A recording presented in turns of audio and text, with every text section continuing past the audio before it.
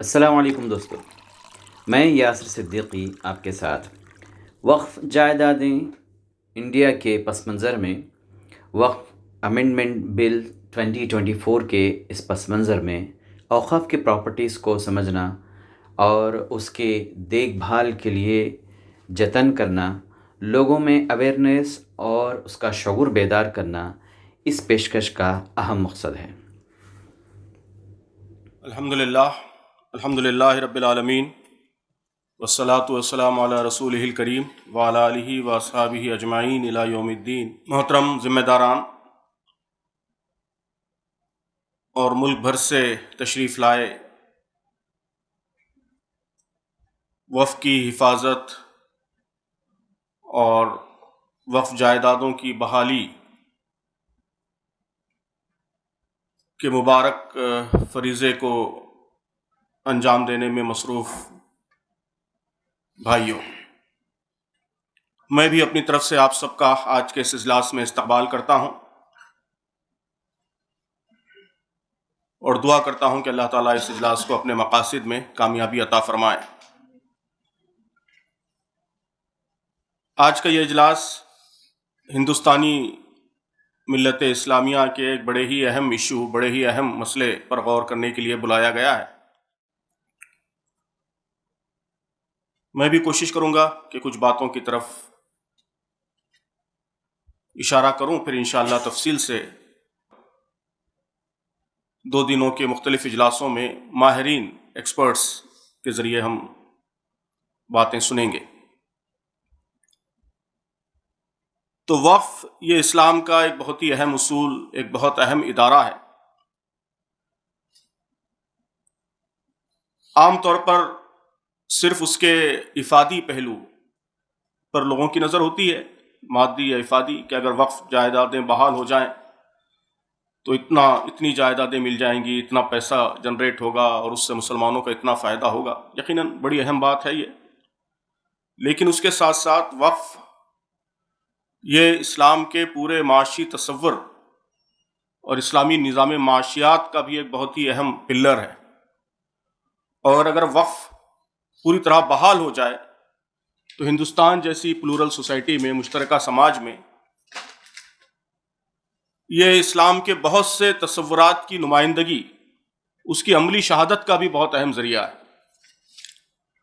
کہ ظاہر ہے کہ یہ ایک مشترکہ سماج ہے، یہاں پر اسلام مکمل طور پر ہم نافذ ابھی تک نہیں کر پائے، حکومت ہمارے پاس نہیں ہے، حکومت کے ادارے ہمارے پاس نہیں ہیں، لیکن جو چند محدود ادارے اس پلورل سوسائٹی میں، سیکولر سوسائٹی میں بھی مسلمانوں کے ہاتھ میں ہیں، جن کے ذریعے وہ اسلامی نظام کے خیر و برکت کو اور اس کے فائدوں کو دنیا کے سامنے ڈیمانسٹریٹ کر سکتے ہیں، اس میں سے ایک بہت ہی اہم ادارہ وقف کا ادارہ ہے۔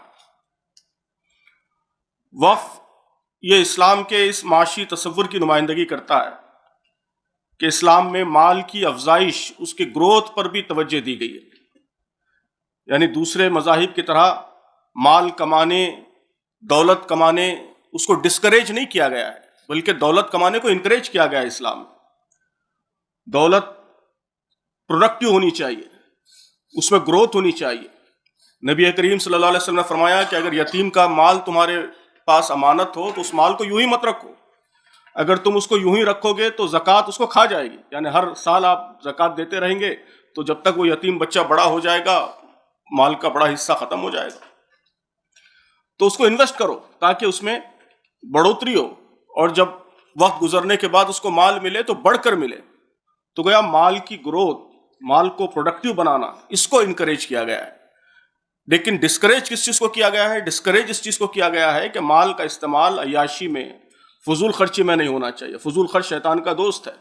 مال کا استعمال انسانوں کی فلاح بہبود کے لیے ہونا چاہیے، خیر خیرات کے لیے ہونا چاہیے۔ اس میں آدمی صرف اپنا مفاد نہ دیکھے بلکہ سماج کا، اپنے آس پاس کے انسانوں کا مفاد بھی دیکھے۔ بستی میں اگر ایک آدمی بھی بھوکا سو جاتا ہے تو پوری بستی گناہ گار ہے۔ تو مال کمائیں لیکن اس کا استعمال انسانوں کے فائدے کے لیے کریں۔ یہی وقف کی مین فلسفی ہے کہ وقف کے ذریعے مال پروڈیوس ہوتا ہے، اس کی گروتھ ہوتی ہے، اور پھر وہ انسانوں کے فائدے کے لیے، عام انسانوں کے فائدے کے لیے اس کا استعمال ہوتا ہے۔ آج ہم بزنس میں کیپیکس اور اوپیکس ڈفرینشیٹ کرتے ہیں. یہ وقف کا یہی تصور ہے کہ کیپیکس یہ مینٹین رہے اور اس کے ذریعے اوپیکس جنریٹ ہوتا رہے جس کا آپ انسانوں کے فائدے کے لیے استعمال کر سکیں. تو اس کا نتیجہ یہ تھا کہ ابھی آپ نے سنا کہ اسلامی تاریخ میں ہمیشہ سماج کے خوشحال طبقات نے، مالدار لوگوں نے، بلکہ غریب لوگوں نے، متوسط لوگوں نے بھی جو کچھ ان کا مال تھا اس کو زیادہ سے زیادہ انسانوں کے لیے، سماج کے لیے مفید بنانے، پروڈکٹیو بنانے کی طرف توجہ دی. اس کے لیے اپنے مال کا استعمال کیا.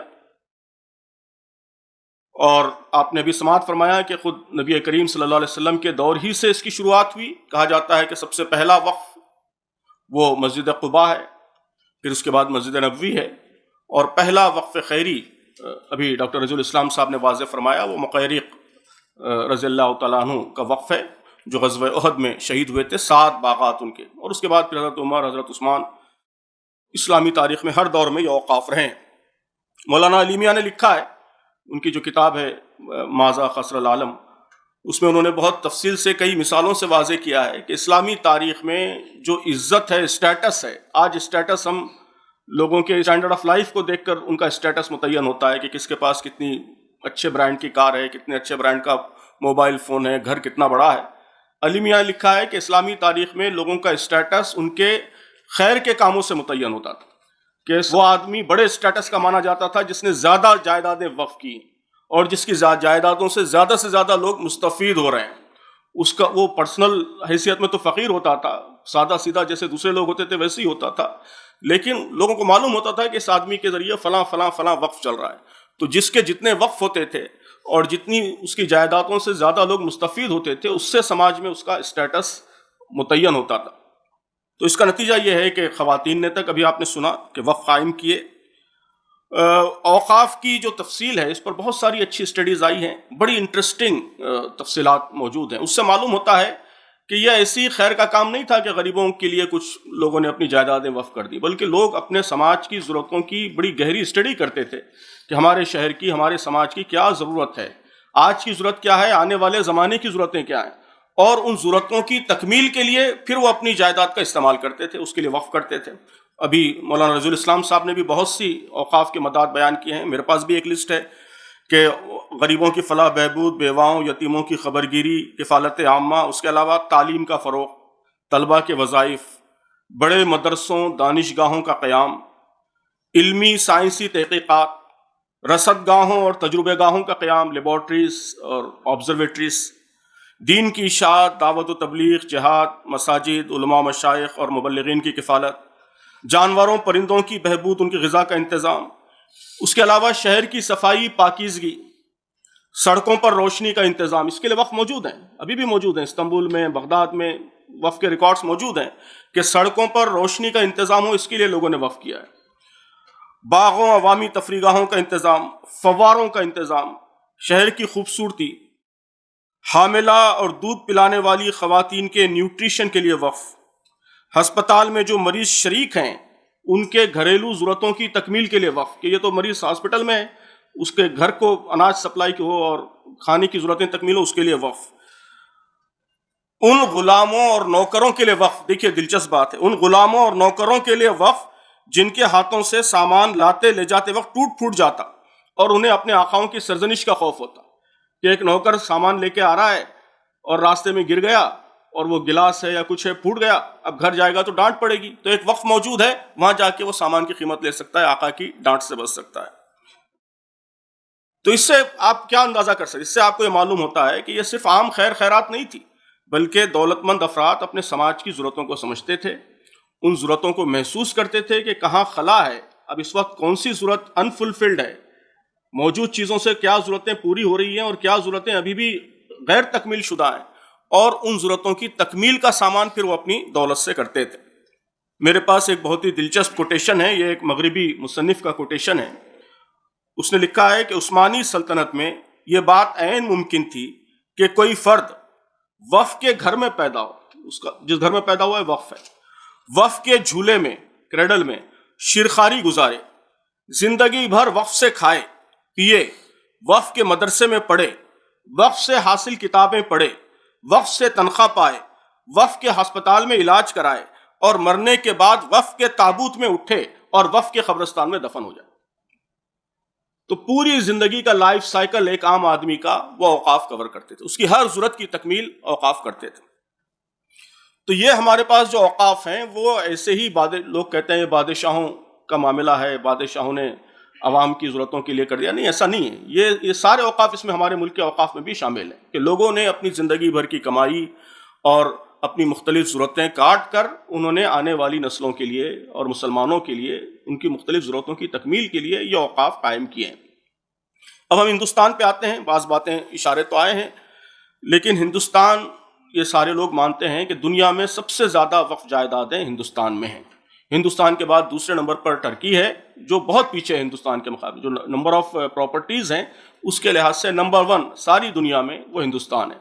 دنیا میں وقف کے جو مین ہبس مانے جاتے ہیں وہ ہندوستان، پاکستان، ٹرکی اور سیریا، فلسطین اور مکہ مدینہ، یہ مین ہبس مانے جاتے ہیں۔ اس میں سب سے پہلا نمبر ہندوستان کا ہے جہاں سب سے زیادہ جائیدادیں وقف کی ہیں۔ سچر کمیٹی نے رپورٹ میں موجود ہے کہ جو اسٹیمیشن کیا ہے وقف کی جائیدادوں کا وہ 60 لاکھ ایکڑ ہے، 6 ملین ایکرز، یعنی 24,280 اسکوائر کلومیٹر کی جائیداد ہے ہندوستان میں وقف۔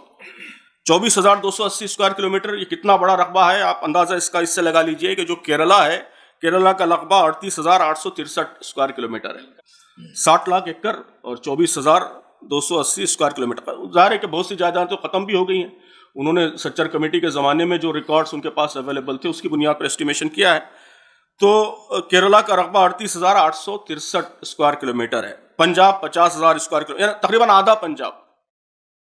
آدھا پنجاب یہ ہندوستان میں وقف کی جائیدادیں ہیں، اتنا بڑا ایریا، ایک پورے اسٹیٹ اس سے بن سکتا ہے۔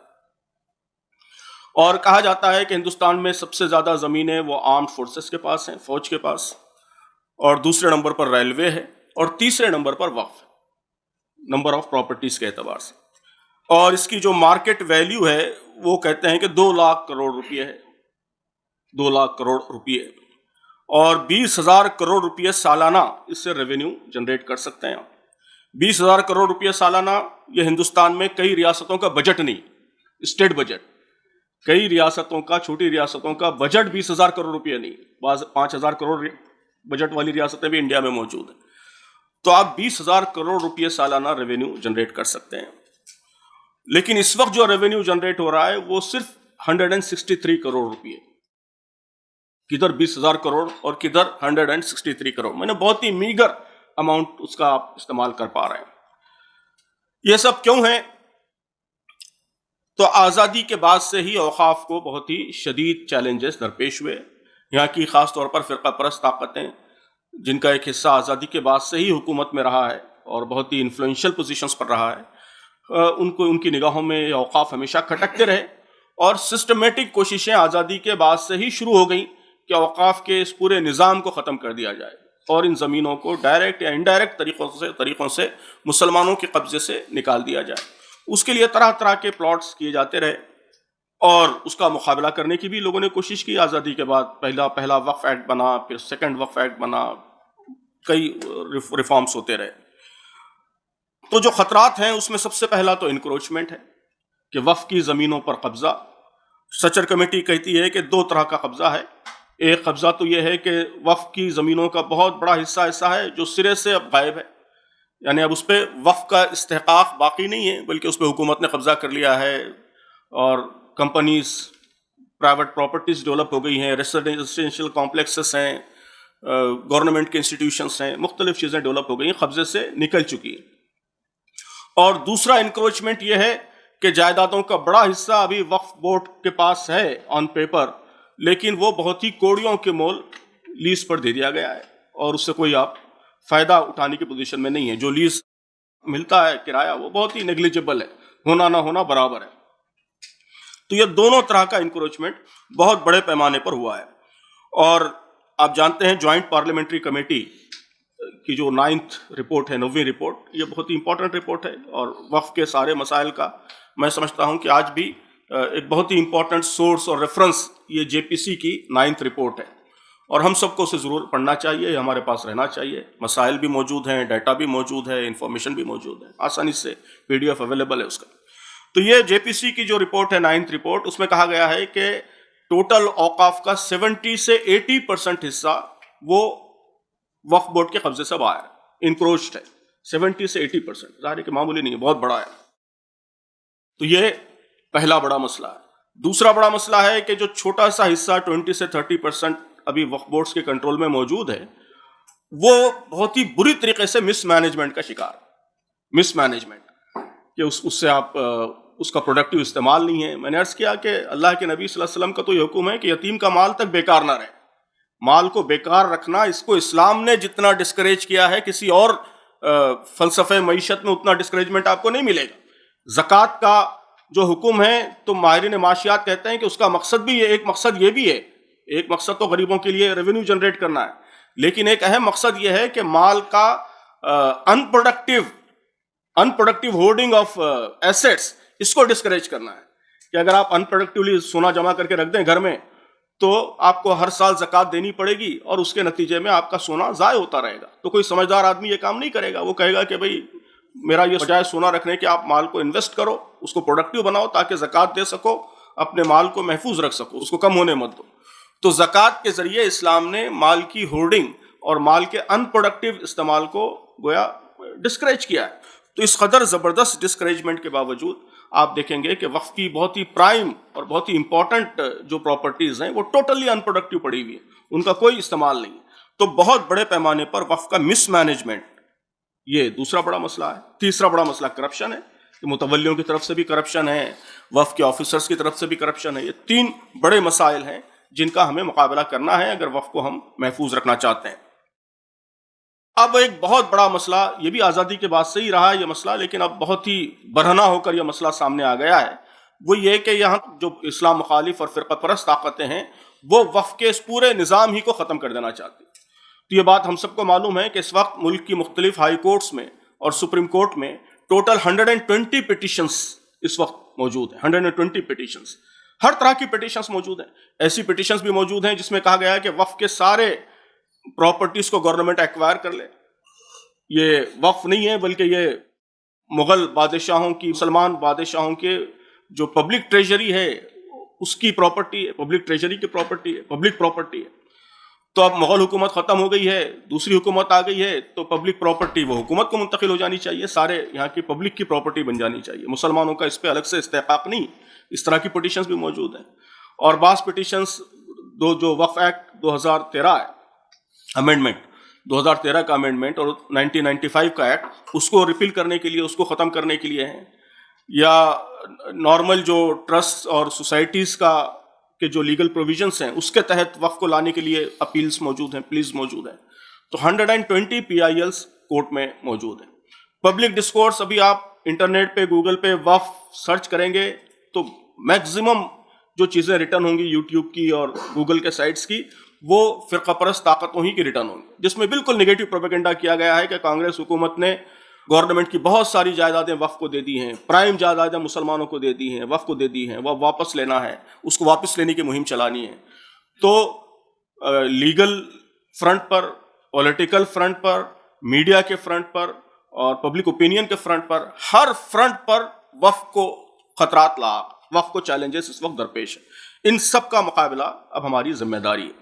ظاہر ہے کہ یہ پس منظر ہے جس میں ہم سمجھتے ہیں کہ وقف کی حفاظت اور وقف کا ریوائول اور اس کو بچائے رکھنا یہ پوری ملت کی ایک اہم ذمہ داری ہے، ہمارا فرض کفایہ ہے، اور اس کو ادا کرنے کے لیے ہم کو بہت ہی سیریس کوشش کرنے کی ضرورت ہے۔ تو اسی کے لیے ہم نے یہاں مرکز میں بھی شعبہ قائم کیا اور آپ حضرات کو بھی زحمت دی کہ آپ کے تجربات سے فائدہ اٹھائیں اور ہم سب مل کر غور کریں کہ کیسے اس سفر کو ہم مل جل کر آگے بڑھا سکتے ہیں۔ چند باتیں جو میرے ذہن میں آ رہی ہیں وہ میں آپ کی خدمت میں عرض کر دوں گا، پھر اور بھی اس پر بات ہوگی، پھر آپ کے مشوروں سے بھی پھر انشاءاللہ کوئی لاہ عمل متعین ہوگا۔ میں سمجھتا ہوں کہ سب سے پہلے کرنے کی ضرورت یہ ہے کہ بیداری لائی جائے، عام مسلمانوں کو واقف کرایا جائے کہ وقف کیا ہے، اس کی کیا اہمیت ہے اور یہ کتنا اس کا میگنیٹیوڈ ہے، اور اگر یہ صحیح طریقے سے استعمال ہو تو اس کے کیا کیا فائدے ہو سکتے ہیں، اس کی دینی اہمیت کیا ہے، اس کی دعوتی اہمیت کیا ہے، اور اس کی مادی اور افادی اہمیت کیا ہے۔ ان سارے پہلوؤں کو لوگوں کو بتایا جائے، اویئرنیس لائی جائے، یہ پہلا کام ہے، یہ ہر لیول پر ہم سب کو مل کر کرنے کی ضرورت ہے۔ دوسرا بڑا کام وہ نظر رکھنے کی ضرورت ہے کہ حکومت کے اقدامات پر نظر رکھنے کی ضرورت ہے اب یہاں دلی میں اچانک 123 پراپرٹیز کو انہوں نے ایکوائر کرنے کی کوشش شروع کر دی. یہ کام جگہ جگہ ہو رہا ہے, پورے ملک میں ہو رہا ہے. تو اس طرح کے نوٹیفیکیشنز پر, حکومت کے جی اوز پر, حکومت کے اقدامات پر نظر رکھنا ہے. عدالتوں میں جو کچھ ہو رہا ہے اس پر نظر رکھنا ہے. وکیل حضرات تفصیل سے بتائیں گے کہ کیا کیا اس وقت کیسز چل رہے ہیں اور کیا کیا چیلنجز لیگل فرنٹ پر درپیش ہیں. تو مرکز میں بھی کرنا ہے اور الگ الگ ہائی کورٹس میں جو کیسز فائلڈ ہیں اور جو پلیز ہیں ان پر نظر رکھنی ہے. میڈیا میں نظر رکھنی ہے کہ میڈیا میں جو ڈسکورس ہو رہا ہے اس کو رائٹ اورینٹیشن دینے کی کوشش کرنا ہے. تو بیداری دوسری چیز ہے, نظر. تیسری جو اہم چیز ہے وہ ریاستی وقف بورڈز کو فعال اور کارکرد بنانے کی کوشش ہے. یہ کام ہم کو ہر ریاست میں کرنے کی ضرورت ہے. اس وقت صورتحال یہ ہے کہ اکثر جگہ پہلے نمبر پر سی ای اوز ہی مقرر نہیں ہوتے. یہ سچر کمیٹی نے بھی اور جے پی سی نے بھی بہت ہی اہم مسئلہ اس کو مانا ہے کہ آپ وقف بورڈ میں فل ٹائم سی ای او مقرر نہیں کرتے. پارٹ ٹائم کوئی آلریڈی پولیس آفیسر ہے, کوئی ایڈمنسٹریٹو آفیسر ہے, اس کو اضافی چارج دیتے ہیں. وہ کبھی اس وقف کے سلسلے میں سنجیدگی سے متوجہ ہی نہیں ہوتے. تو لیڈرشپ کے لیول پر ہی اس کو کمزور کر دیتے ہیں. اس وقت اگر آپ ویب سائٹ پر جائیں گے تو لسٹ موجود ہے, تو آپ دیکھیں گے کہ جو ملک کے جو بڑے بڑے وقف بورڈ ہیں, اتر پردیش وقف بورڈ, تلنگانہ وقف بورڈ, اڑیسہ وقف بورڈ, مہاراشٹرا وقف بورڈ, جھارکھنڈ وقف بورڈ, ہماچل پردیش وقف بورڈ, آسام وقف بورڈ, ان سب پر آج کی تاریخ میں 5 نومبر 2023 کو ان سب جگہوں پر انچارج وقف بورڈز, فل ٹائم وقف بورڈز نہیں. یہ سارے وہ ریاستیں ہیں جہاں بڑے بڑے اوقاف ہیں, یہاں پر انچارجز سے کام چلایا جا رہا ہے. یہ بہت ہی پرانی پالیسی, آزادی کے بعد سے ہی حکومت کی یہ پالیسی رہی ہے. اسی لیے سچر کمیٹی نے یہ تجویز بھی دی تھی کہ ایک الگ کیڈر وقف کے لیے تشکیل دیا جائے, وقف آفیسرز کے لیے. لیکن وہ تجویز ماننا تو دور کی بات ہے, فل ٹائم آفیسرز تک وہ مقرر کرنے کے لیے تیار نہیں ہے. تو ہم کو کوشش کرنی چاہیے کہ یہ وقف بورڈ, ریاستی وقف بورڈ ایکٹیو بنے, متحرک بنے, وہاں اسٹاف مقرر ہو, فل ٹائم آفیسرز مقرر ہوں. پھر اس کے بعد وقف جائیدادوں کی مانیٹرنگ, کہ جو وقف جائیدادیں ہیں وہ صحیح طریقے سے رجسٹر ہو رہی ہیں, نہیں ہو رہی ہے, ان کا استعمال ہو رہا ہے, نہیں ہو رہا ہے.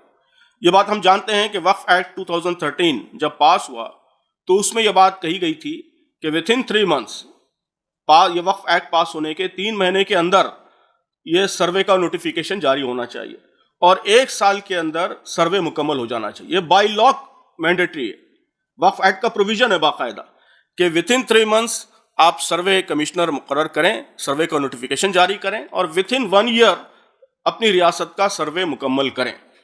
اور جے پی سی نے کہا تھا کہ یہ جو وقف ایکٹ کا پروویژن ہے یہ heart and soul of the act ہے, یہ اس پورے وقف ایکٹ کے قانون کی جان ہے, اس کی روح ہے. اور اگر یہ عمل نہیں ہوگا تو باقی سفارشات دھری کی دھری رہ جائیں گی. وقف ایکٹ وہ بالکل بے جان ایکٹ ہو جائے گا. تو یہ heart and soul of the وقف ایکٹ اسے جے پی سی نے کہا تھا. لیکن اس کے باوجود صورتحال کیا ہے, 2013-2023 پورے 10 سال ہو گئے ہیں. اور میری انفارمیشن یہ ہے, اگر غلط ہے تو آپ حضرات کریکٹ کریں, میری انفارمیشن یہ ہے کہ ہمارے ملک میں جو 32 وقف بورڈ ہیں, 32 وقف بورڈز, اس میں سے صرف 11 وقف بورڈ نے ابھی تک سروے کا کام کیا ہے. صحیح ہے جی, وہ بھی انکمپلیٹ ہے, ادھورا ہے, اس میں نقائص ہیں, وہ الگ ہے, لیکن جو کچھ کیا ہے وہ 11 کیا ہے. یہ ٹوٹل لا کا وائلیشن ہے, وقف ایکٹ کا وائلیشن ہے. کلیئر ایکٹ موجود ہے, پارلیمنٹ سے پاس شدہ ایکٹ موجود ہے, لیکن اس کے باوجود گورنمنٹ انسٹیٹیوشن اس ایکٹ پر عمل کرنے کے لیے تیار نہیں. ظاہر ہے کہ اتنی کھلی دھاندلی اور اس کے باوجود اس پر کسی ایکشن کا نہیں ہونا یہ بہت ہی سیریس بات ہے. لیکن بہرحال ہے یہ تو سروے نہیں ہے. اب جو سروے ہوا ہے اس کی سچویشن کیا ہے, تو ہم جانتے ہیں کہ ایک بڑا اہم کام جو وقف ایکٹ کے بعد ہوا ہے, بلکہ شاید ایک ہی اچھا کام ہوا ہے, وہ وامسی ہے, وقف مینجمنٹ پورٹل. جی, Waqf management portal, Waqf management information system. تو پروویژن یہ تھا کہ وقف کی جتنی جائیدادیں ہیں ان کا مکمل ڈیٹا وہ آن لائن اویلیبل کر دیا جائے تاکہ عام لوگ بھی دیکھ سکیں, اور اگر اس میں کہیں کوئی ڈسکرپنسی ہے تو اس کو فوری کریکٹ کر سکیں. تو یہ کام شروع تو ہو گیا ہے, اور ابھی میں نے آنے سے پہلے دیکھا تو 8,65,646 جائیدادوں کا ریکارڈ اس میں موجود ہے. 8,65,646 جائیدادوں کا ریکارڈ موجود ہے. اچھا خاصا انفارمیشن جمع ہو گیا ہے. تو اب یہ ہماری ذمہ داری ہے، یہ بالکل ڈسٹرکٹ وائز موجود ہے کہ آپ ہندوستان کے کسی بھی ڈسٹرکٹ کو اٹھا لیں، پربھنی ڈسٹرکٹ مہاراشٹر کا سلیکٹ کر لیں، اس میں تو پربھنی میں کون کون سی جائیدادیں وقف کی ہیں اور اس سے کتنا ریونیو جنریٹ ہو رہا ہے اور اس کی پریزنٹ پوزیشن کیا ہے، کس کو لیز دی گئی ہے اور وہ لیزی جو ہے وہ کیا کام کر رہا ہے، اس کے یہ ساری انفارمیشن آپ کو مل جاتی ہے.